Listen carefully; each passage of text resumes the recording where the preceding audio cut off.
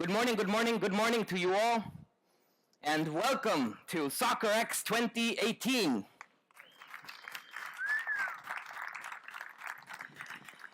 It is a great day to be here in Miami. This city is, I'll tell you, craving for anything and everything that has to do with soccer. You can feel it everywhere.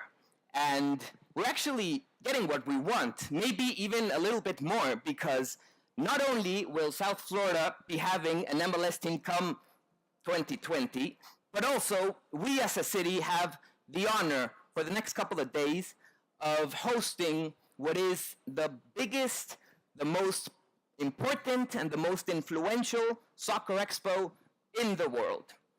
My name is Alejandro Berry. I'm a sports anchor for Univision, and it is my privilege to welcome all of you to South Florida, welcome all of you to Miami, and welcome all of you to Marlins Park. It starts right here, right now. This is Soccerex 2018. So to get things started, let me introduce to you the mayor of this great city of Miami, Mr. Francis Suarez. Thank you very much. Carlos said it very, very well. What a confluence of events that have happened just in the last week alone.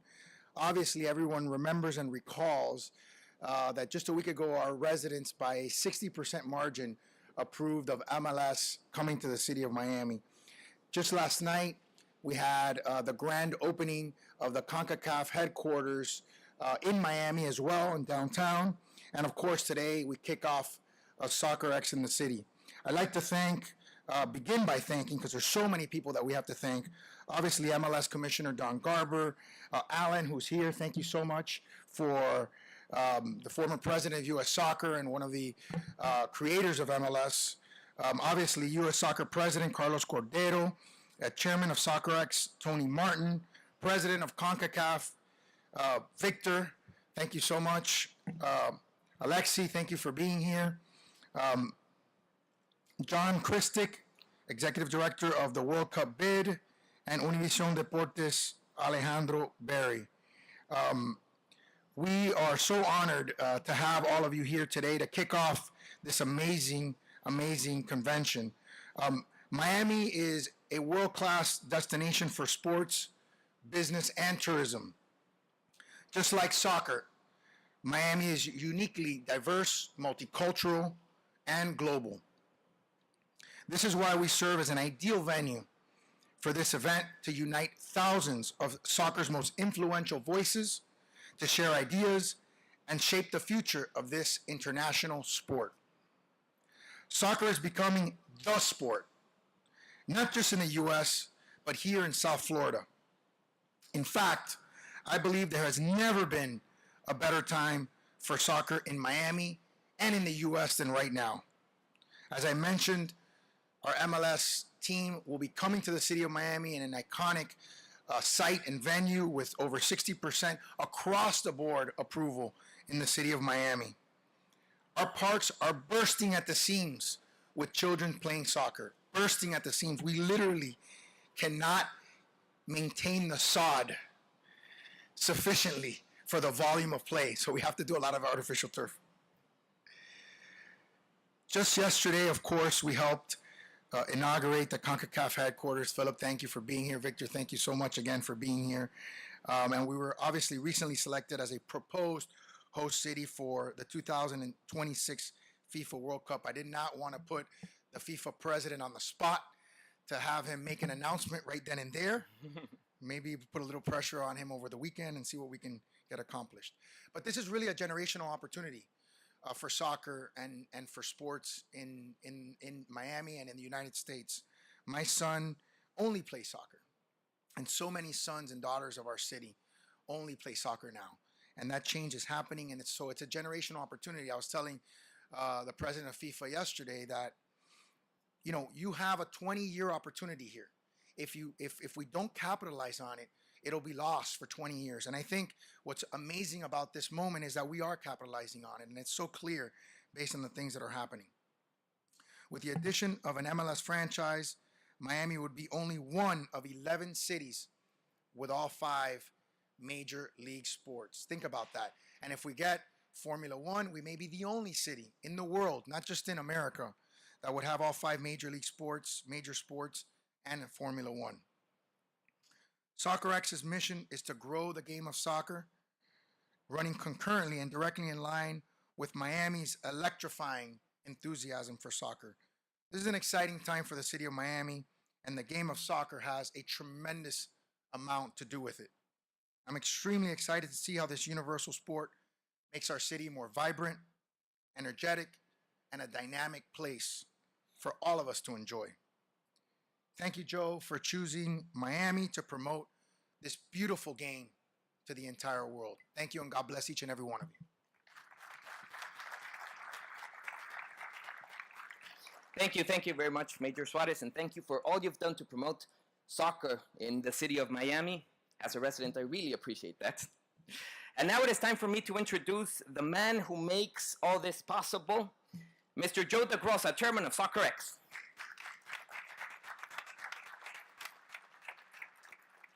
Thank you very much.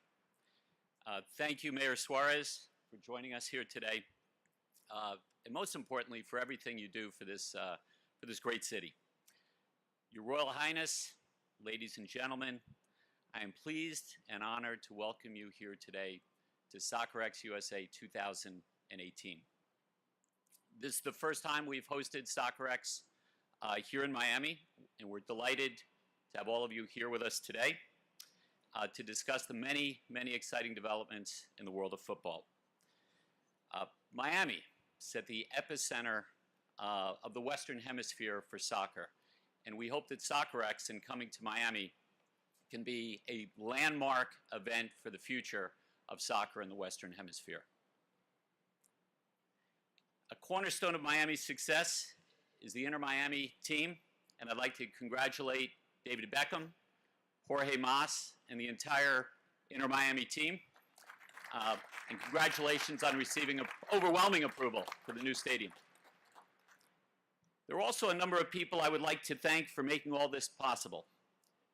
First and foremost, I would like to thank the former chairman of Soccerex, Tony Martin, for his 22 years of invaluable service to Soccerex.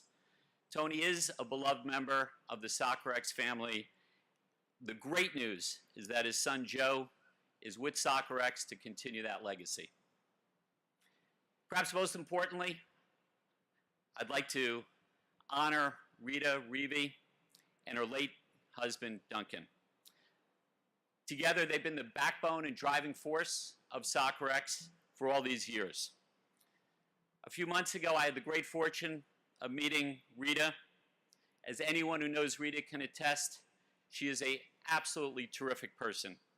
As chairman of GACP Sports and now chairman of Soccerex, I could not be more proud of our partnership with Rita, her team, and of course, our new CEO, Phil Geoghegan.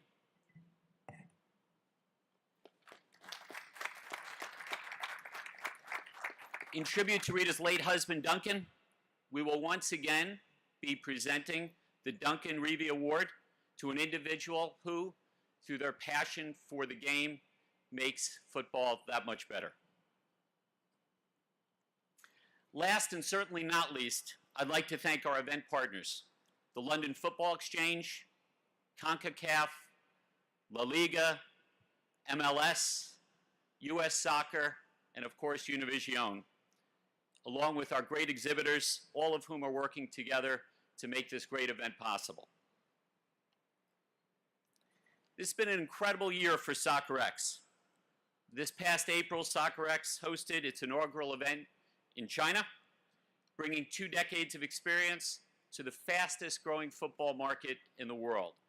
The event brought together 1,500 delegates, 40 speakers from 55 different countries. Now here at Soccerex USA in Miami, we have 1,800 delegates, 90 exhibitors from nearly 80 countries. We have a number of exciting events coming up in 2019. First and foremost, we will be back in China in May. We will be in Europe in September. I wish I could tell you where it's going to be, but I've been sworn to secrecy. But hopefully we'll have an announcement coming out shortly. In fact, I'm confident we'll have an announcement coming out shortly. I encourage all of you to take advantage of your time here. If you haven't downloaded the Soccerex app, please do so. It's a great way to view the list of attendees and exhibitors and to connect with each other.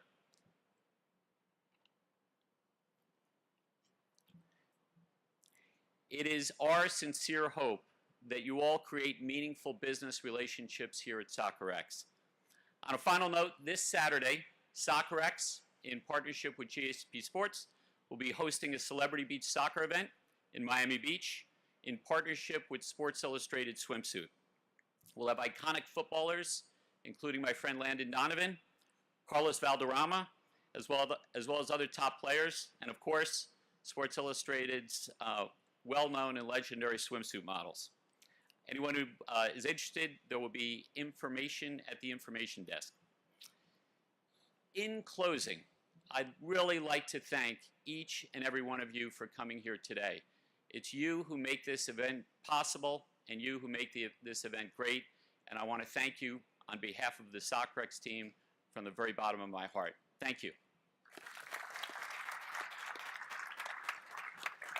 Thank you very much, Mr. Joe DaGrosa.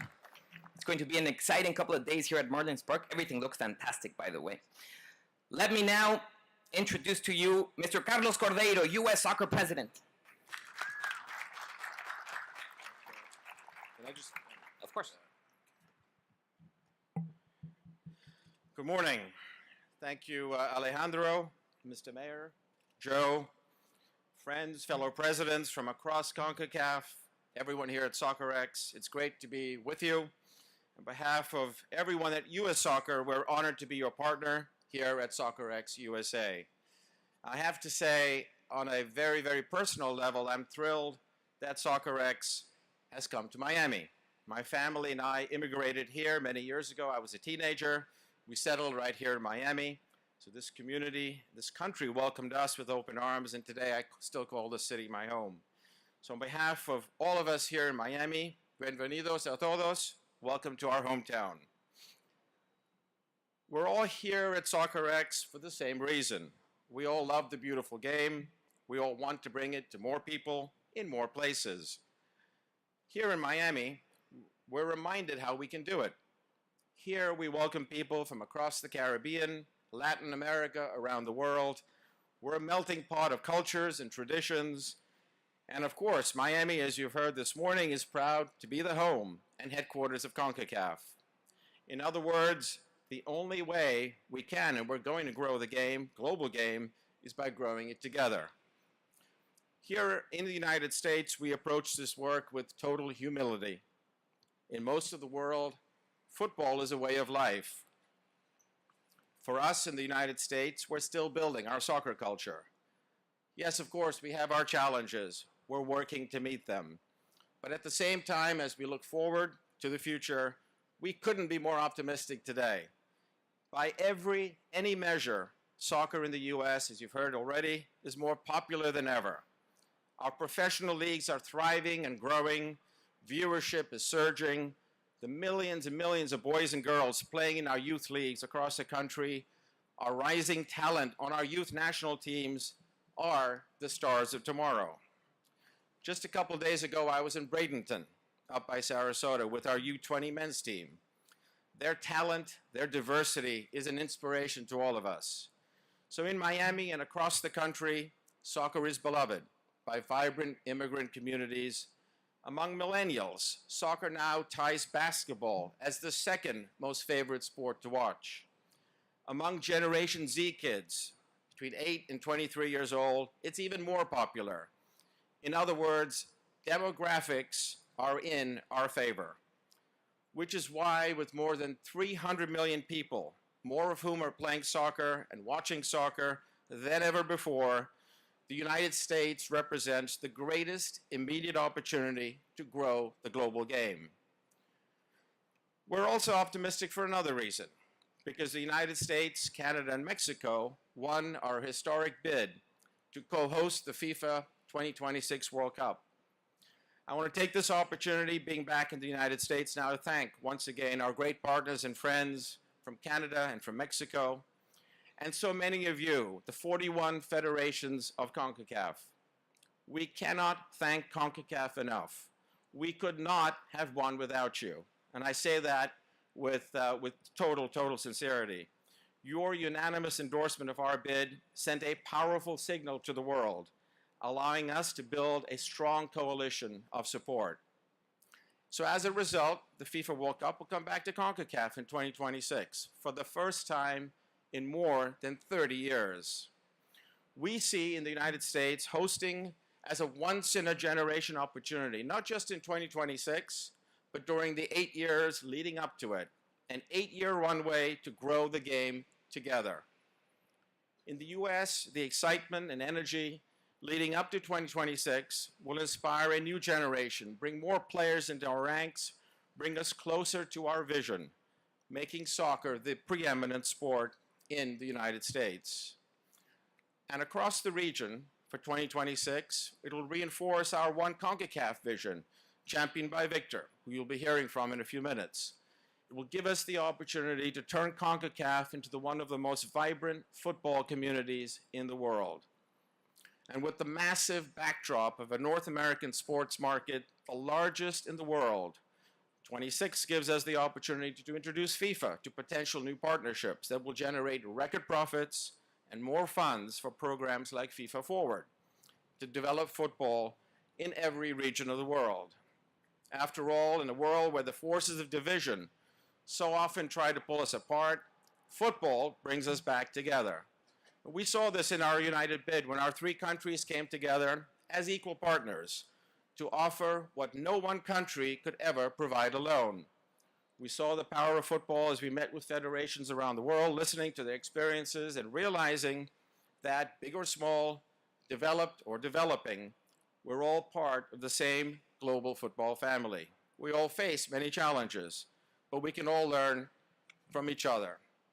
And I felt that spirit of the game in the final moments of our presentation at the FIFA Congress in Moscow. Americans, Mexicans, Canadians, standing together, arm in arm, united in football. That's the power of football, to bring people together, and that's why we're all here at Soccerex USA. So welcome to Miami. Have a wonderful 2 days. Make the most of this incredible opportunity to network, forge new partnerships. On behalf of everyone at US Soccer, we look forward to working with you to grow the beautiful game in our own countries and around the world. Thank you all so much.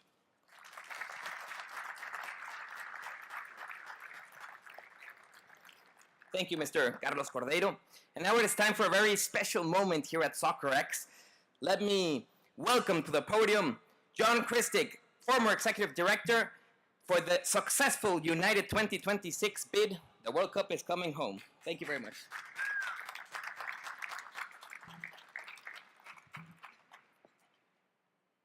Thank you very much, Alejandro. It's a pleasure to be here. I personally want to thank the London Football Exchange and the Soccerex Advisory Board for the honor of presenting a very special award, the 3rd annual Duncan Revie Award for services to our football industry, to Alan Rothenberg.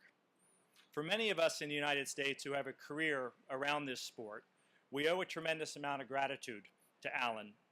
His contributions to our field have come as a pioneer, a mentor, and a friend to many of us in this room and across our industry. As a pioneer in the world of sports, amidst 2 decades of services to the NBA's Clippers and ascending Los Angeles Lakers franchises, Alan was also the owner of the Los Angeles Aztecs of the NASL and served as a soccer commissioner to the 1984 Los Angeles Olympics.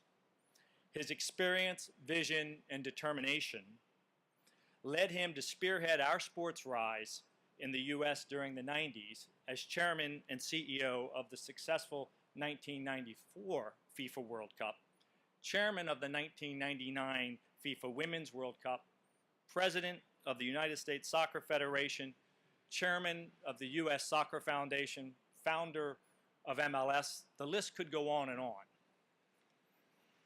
As a mentor, Alan's approachability, helpfulness, and commitment to develop talent have invited newcomers and veterans alike to learn from a true master. His strategic guidance, fly-on-the-wall anecdotes, and calming wisdom have illuminated the careers of countless professionals who have followed his example as leaders in their own right. Personally, my first exposure to the sports business was in 1992, and it involved working with Alan on the 1994 World Cup. I can't overstate how much his guidance set the stage for my long career since then. Coming out of that event in '94, seeing how Alan continued to work tirelessly to grow the sport and our industry gave me great perspective, even as I took on the role that I had playing a part of the 2026 FIFA World Cup bid. Not only did I and my colleagues see the bid as an amazing opportunity for the sport, but we saw it as a continuation of Alan's legacy. I gained a bit of inspiration each day knowing that the success meant, by winning, that we could pay forward to our industry by providing the next generation of sports professionals an opportunity to be associated with this magnificent event. Looking back now at the 2026 bid, one of my prouder moments in working with a family here, I see Carlos, I see Victor, I see Jan, I see so many people who have touched that event, was to see also how many people across the three countries were working hand in hand, and how many of them actually had a connection back to getting started with the World Cup in 1994. In fact, it was a year ago, almost to this day, that the bid met with representatives from 32 cities at the time who were engaged in the process. And we did that over 4 very intense days. I see a few smiles from a few individuals who were there. 4 very intense days in Houston, because it had only been a week or so since we had received all the FIFA documentations, and we had an amazingly short timetable to meet the deadlines. And to be honest, while our core bid team was only about 20 from Canada, Mexico, and the United States, if you step back and counted all the resources working on that bid across all those cities, there were over 1,000 people working together for a common cause. And when you combine that with the thousands of people who are going to touch this event between now and 2026, and 100,000 or so volunteers who are going to be involved supporting the success, I believe all of that extends back to the legacy that Alan Rothenberg helped establish in 1994. Over the years, I've come to call Alan Rothenberg my friend. I know I speak for all who have come to know Alan personally that his friendship is a real gift. His kindness, devotion to family, and eagerness to build community are qualities that bring out the best in all of us. Whether you call Alan a friend, a mentor, or a sports pioneer, he has been and continues to be one thing to all people: a genuinely good person and an inspiration for the game that we all love. I'm thrilled now to be working with Alan as his business partner at this stage of my career. I'll have a front row seat at Premier to work with Alan and his partners to continually impact our industry in a positive way as we have the North Star of the 2026 World Cup ahead of us. In recognition of his truly exemplary and ongoing service to the global game, it's my honor to present the Duncan Revie Award to a true friend, mentor, and pioneer, and a guiding light, Alan Rothenberg.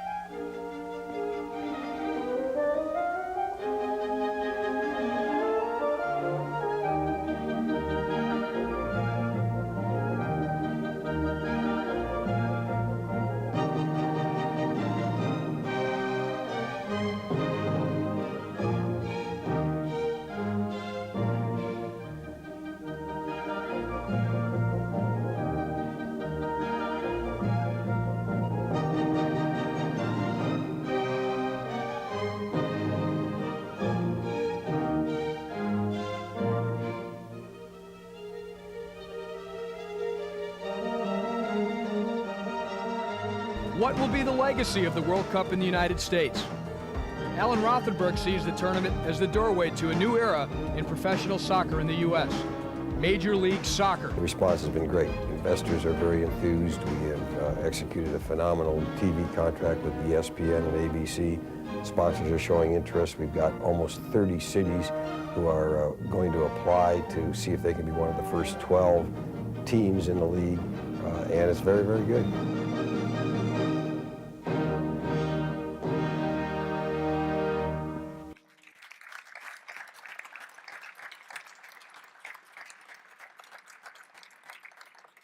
Thank you. And John, thank you. I'm going to tell my wife to bring you to do the eulogy at my funeral. I didn't recognize myself, but thanks. It's truly an honor to be called a pioneer and receive an award from another true pioneer's name, Duncan Revie. And Rita, it's a pleasure to see you after all these years. We've done this before. I want to take us on a 50-year journey leading up to today, because it didn't start in '94. It started in many ways with the North American Soccer League back in the late 60s, early 70s. It is deemed a failure because it went under, but it was a success because it was the spark that lit the flame that has ended up being not quite as bad as one of our California wildfires, but almost like that in terms of the growth of the sport. John mentioned the Olympics in '84. That was a turning point because for the first time ever, and maybe since, soccer outdrew track and field at the Olympics. And at that time, the IOC, if not now, looked down on soccer. And FIFA was incredibly impressed that we sold out stadiums all over the country, including huge ones like the Rose Bowl in Los Angeles. And that then made them realize that they could take a chance and allow the United States to host the 1994 World Cup. The dogged effort of my predecessor, Werner Fricker, resulted in that award coming, and then I had the honor of accepting that responsibility. What's happened since is nothing short of miraculous. We set attendance records, which probably will never be broken, at least on an average basis. They can go to 48, they can go to 60 games. They're never going to have a better average. So we're proud of that. We're proud of the fact that it lifted the United States Soccer Federation out of near bankruptcy to solvency and created a foundation which has distributed over $200 million worth of benefits to the soccer world since then. And of course, it was also, thank you, Lexi, first time the United States men's national team got the respect of the world. You mentioned Carlos Valderrama. We beat Colombia. Lexi remembers that one well.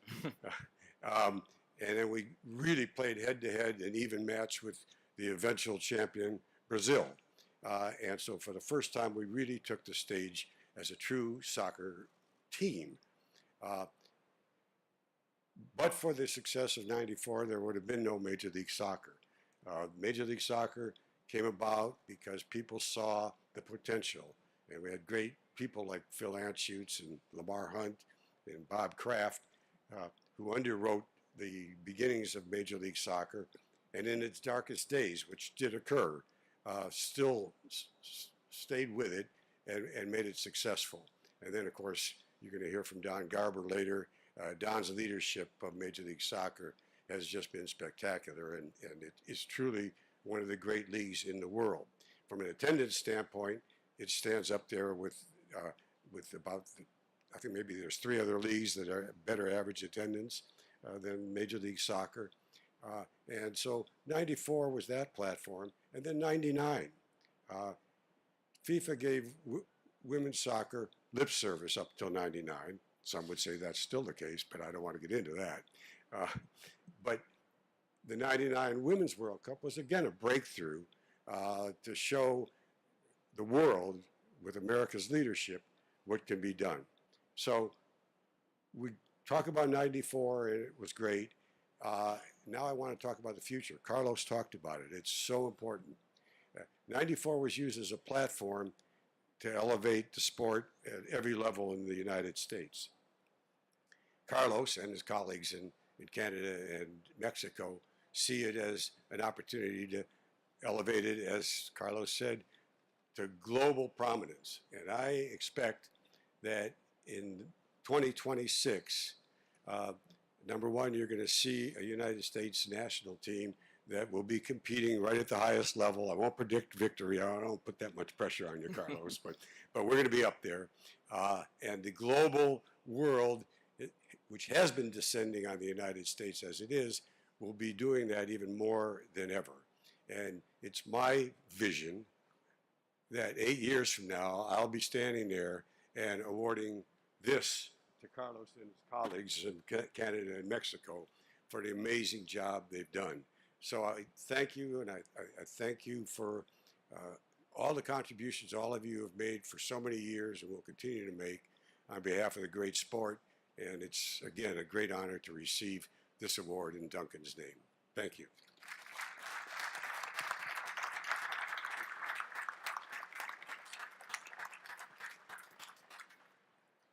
So we want to take this opportunity now to take some pictures of the panel here up front, just to get things started.